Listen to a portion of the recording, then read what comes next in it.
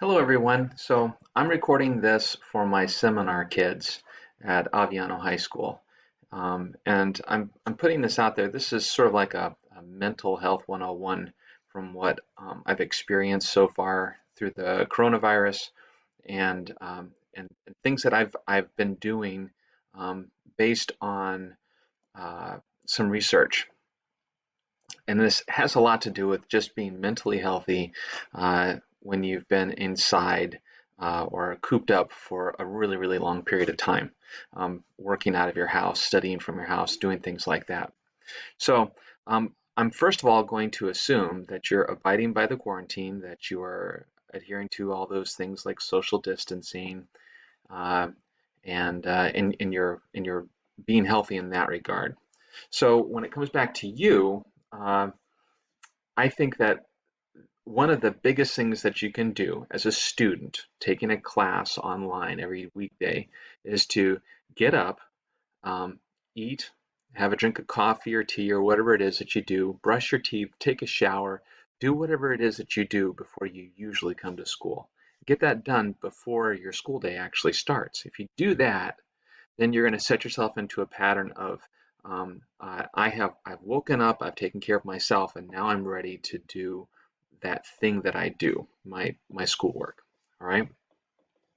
Stick to a schedule. You might have a bell schedule that you're adhering to. You might have some other schedule that you're adhering to, but make sure that you stick to a schedule. Of course, in our school, we're keeping the regular bell schedule.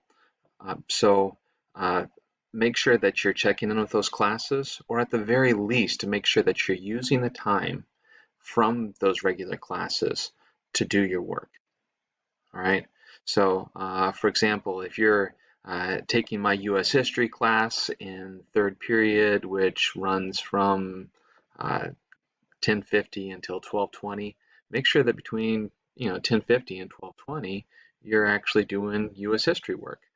Um, it's really easy to get sidetracked when you're at your own computer in your own home and no one's looking over your shoulder. So you have to be a little bit more mature when it comes to that kind of stuff.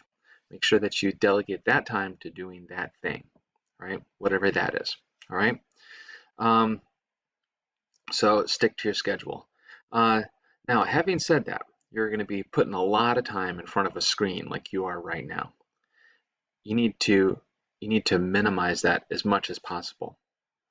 Now, I know from my students, I'm asking them to do a lot of work on computers. I'm asking them to listen to lectures, doing research, taking tests, all this kind of stuff. Do yourself a favor. At lunchtime, don't look at a screen. For a few hours after school, don't look at a screen. Look at a regular book made with paper. Go outside and play frisbee in the yard if you have a yard. All right? Do something that's just not in front of the screen because it can really suck every moment of your time. And it's not healthy. It's not healthy. All right? Outside of your schoolwork, when you're dealing with your family, please stay positive and be helpful. All right? Um, positivity is infectious. If you're positive about things, other people are going to be positive, and when they're positive, you're going to be more positive. It's too easy to get sucked into that negativity, right? Do everything possible to stay positive. All right. And one more thing: exercise.